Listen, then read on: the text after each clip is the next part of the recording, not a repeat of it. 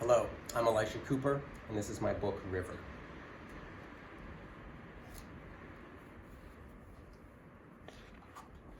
River.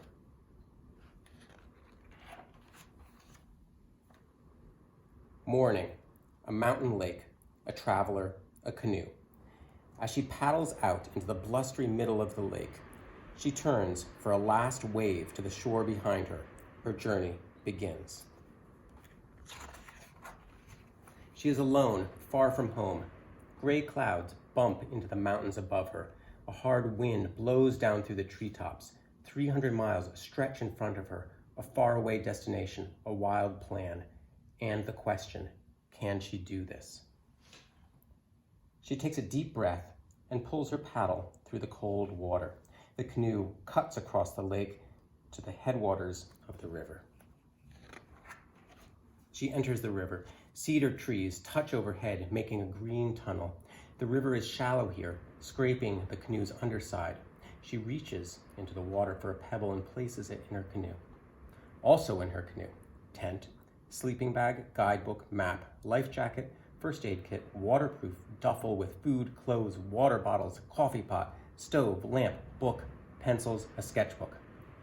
Sometimes the river is so shallow she has to get out and walk, pulling the canoe with a rope like she's leading a horse. Then the water deepens past mossy brown rocks. As she approaches one rock, the rock rises out of the water, water rippling off its back, a moose. The moose watches her. She watches the moose. The forest is silent, but for the thump of her heart and the flit-flit of the moose's ears. She floats past, keeps paddling. Around the next bend, she hears thunder.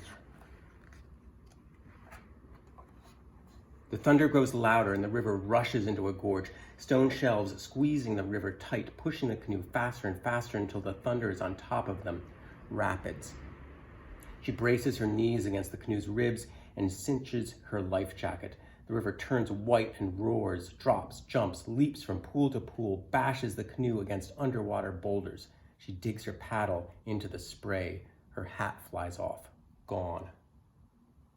Her stomach flips, and for a moment she fears the rapids will flip them over, but the canoe rights itself, and the river spits them out down into the next rapids below. The thunder fades with a sigh. She comes to shore.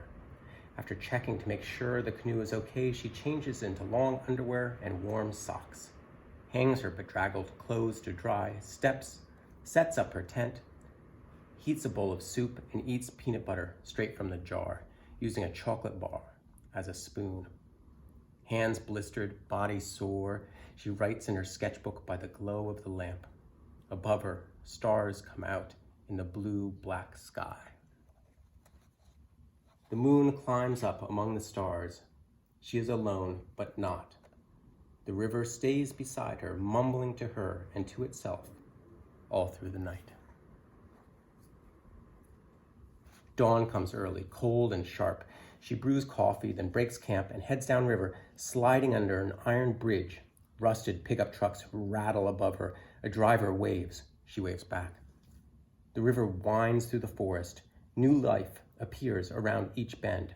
Otters, ducks, dragonflies, a kingfisher. As she sketches, she wonders what word would best describe each animal. Eager, otter. She sees a blackberry bush, so she comes to shore and is picking berries when she hears rustling. A bear cub. She stops, backs away, real slow, floats off in the canoe. When she camps, she plucks a flower and presses it between pages in her sketchbook. She eats cheese and crackers. A full day, she thinks. In the morning, she paddles until she comes to a stone bridge and a sign. Danger. A dam.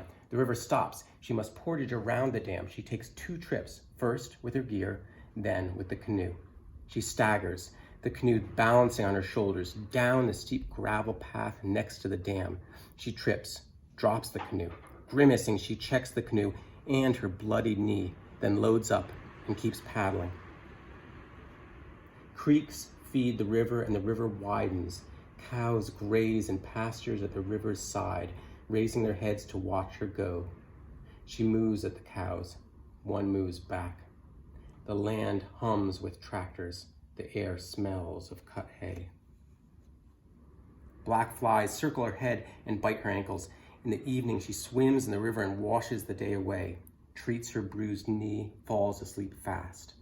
The next morning, she paddles downriver until she stopped again, a waterfall. There's no way over the waterfall, but there is a way around it, a lock.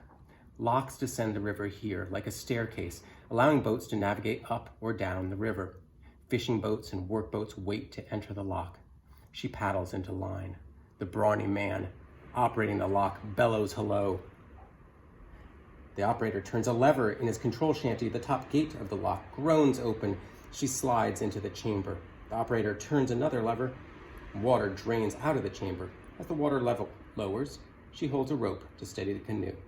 Then the far gate opens, the operator bellows goodbye, and she is loosed downriver, onward.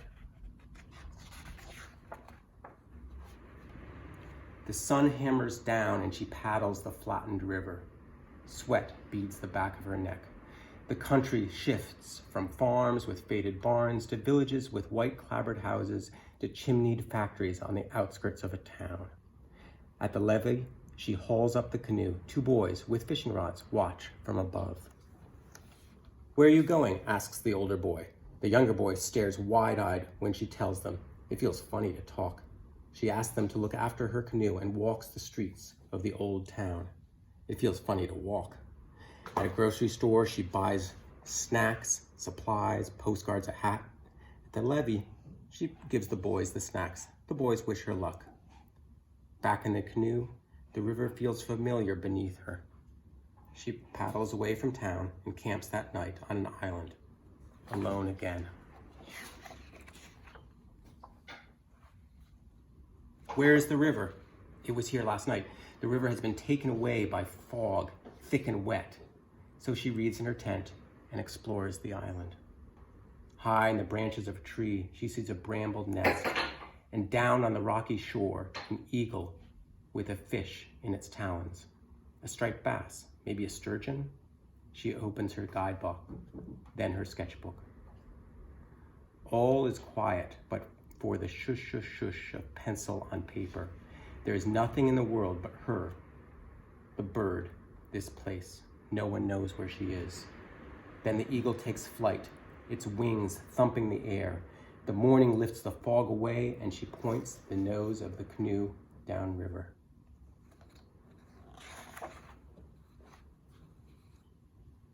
Clouds roll over mountains, and the river runs through the mountains between earth and sun. The river is broad here. She hugs the shore. The land passes by mile after mile as she guides the canoe south past apple orchards, hilltop houses, and industrial plants. She paddles the days and camps in the evenings. Her blisters have hardened into calluses, her sunburn turned dark. Pencils whittled down, sketchbook filling up. The days blend together, paddling, sketching, eating, camping, paddling again. At night, when she sleeps, she dreams she is paddling under a big cloud sky.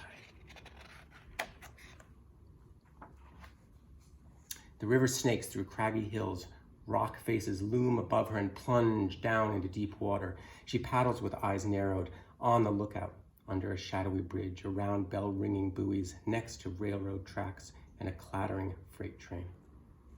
When the current is too swift or the wind too strong, she comes to shore and waits, writes postcards, checks her map. Once the conditions turn, she keeps going and is paddling around a stony promontory when she senses a rumbling coming from the other side, and it's heading right at her. A tugboat, barreling upriver, plowing up a wake of water. She hollers. Nobody on board sees her. But she acts fast, turning the canoe's bow into the wake, even as water crashes over the gunnel. That was close, she thinks. She lands, hides the canoe among a pile of rocks, walks up the main street of a village, mails her postcards, buys a cookie at a packed bakery, then back to the river. As she heads out, she feels a drop of rain. Then another. A smattering of raindrops, then a drum roll, then a single sheet blowing sideways, a squall, swallowing her and the canoe and pushing them toward cliffs on the opposite shore before capsizing them, dumping her into the raging water. She holds tight to the overturned canoe and, teeth clenched, legs kicking, drags it to a rocky beach. Shivering, she takes stock. Tent gone, clothes soaked, sketchbook safe. She huddles under a roof of trees as lightning dances above her. Night falls. She sleeps little. No one knows where she is. Dawn comes at last. She stretches at the water's edge and finds a piece of driftwood shaped like a fish. As she paddles downriver, her body warms, then she rounds a bluff, and there's a steel suspension bridge with arching cables, and on the other side of the bridge, the city. She slips into the city, unseen, almost unseen.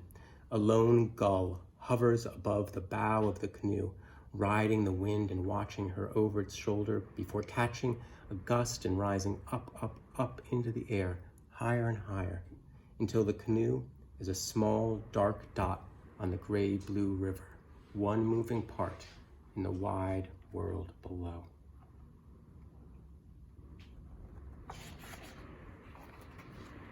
Glass mountains of skyscrapers, brick forests of buildings, gorges of streets leading down to the river, and crisscrossing the river, boats, scudding ferries, tacking sailboats, dueling jet skis, speeding police boats, fireboats, tour boats, tugboats, shoving barges. She paddles the length of the city and listens, growl of traffic, blare of horns, rattle of subway cars over a bridge, a chorus. The sounds bounce off the buildings and over ship masts and down to her, the city, old and new. She feels like an explorer, but there's someone here she knows, someone she needs to see. She paddles to the harbor to the boatyard. Black-hulled boats and brick warehouses crowd the wharves. The air smells of diesel fuel and dirt. Standing in front of one warehouse, beaming out at her, is a bearded man in overalls, the builder of her canoe. "How did she do?" he calls down, nodding at his handiwork. They haul the canoe to the wharf and run their hands down its sides. They share a coffee. The builder gives her a small wrapped package.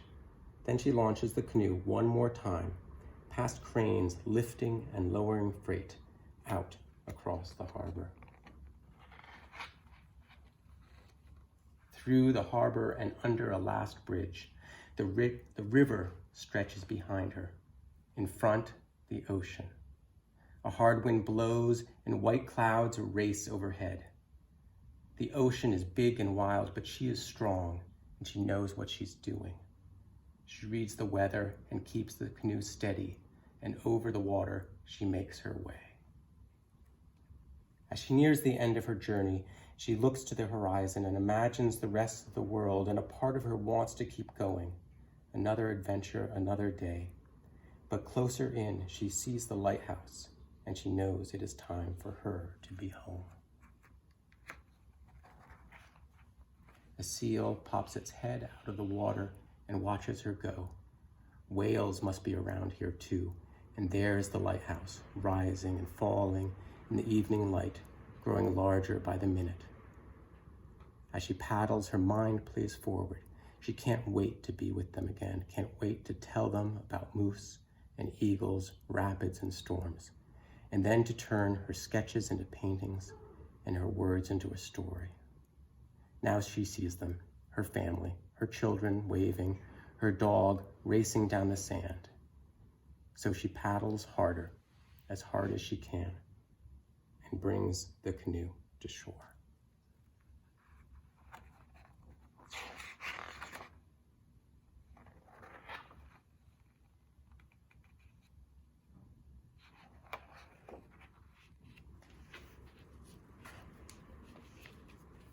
The end.